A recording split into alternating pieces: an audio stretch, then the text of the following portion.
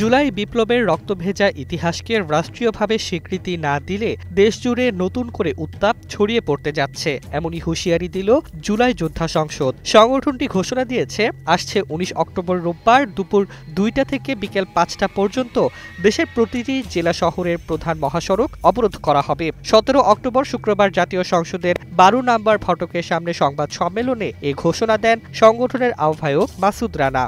ওয়ালটন এখন দেশের সীমানা পেরিয়ে পৌঁছে গিয়েছে ৫০টিরও বেশি দেশে। ওয়ালটন, ঘরে ঘরে, বিশ্বজুড়ে। তিনি বলেন, গণ অভ্যুত্থানে নিহতদের শহীদ মর্যাদা ও আহতদের জুলাই যোদ্ধা হিসেবে স্বীকৃতি আমরা দাবি করে আসছি রাষ্ট্রের নৈতিক অধিকার হিসেবে, কিন্তু সরকার সনদে সেই ত্যাগের মূল্যই রাখেননি। এই অবহেলা আমরা মানতে পারি না।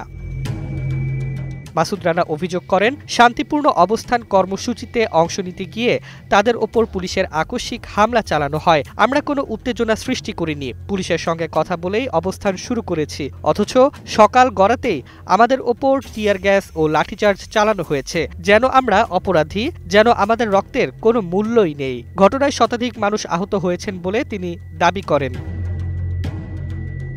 তিনি জানান, গত ১ মাস ধরে ১৪টি সরকারি প্রতিষ্ঠান, সচিবালয় ও সংশ্লিষ্ট কমিশনের কাছে দাবি জমা দেওয়া হয়েছে। আইন উপদেষ্টা আসিফ নজরুলও আলোচনায় আশ্বাস দিয়েছিলেন, তবুও চূড়ান্ত সনদে এসব দাবি যুক্ত হয়নি। তিনি বলেন, মনে হচ্ছে নতুন বাংলাদেশ কেবল কাগজে কলমে, বাস্তবে যে মানুষ প্রাণ দিলেন তাদের গল্প কেউ শুনতেই চায় না।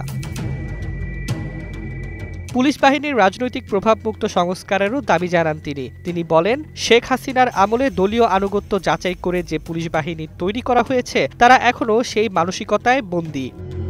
সংবাদ সম্মেলনের শেষ দিকে মাসুদ রানা স্পষ্ট বার্তা দেন, সম্মান দিলে আমরা সংলাপে, অবহেলা করলে আমরা রাজপথে।